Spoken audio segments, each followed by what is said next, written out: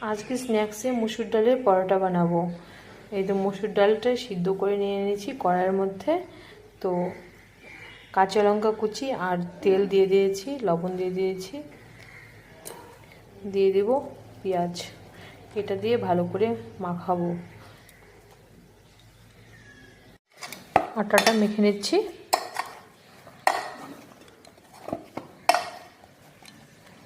আটা মাখানো হয়ে গেল।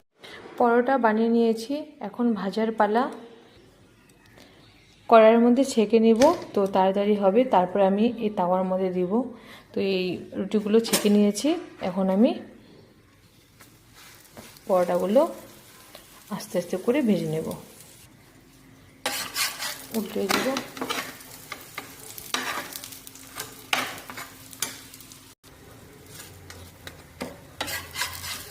এখন আমি নামিয়ে নেব।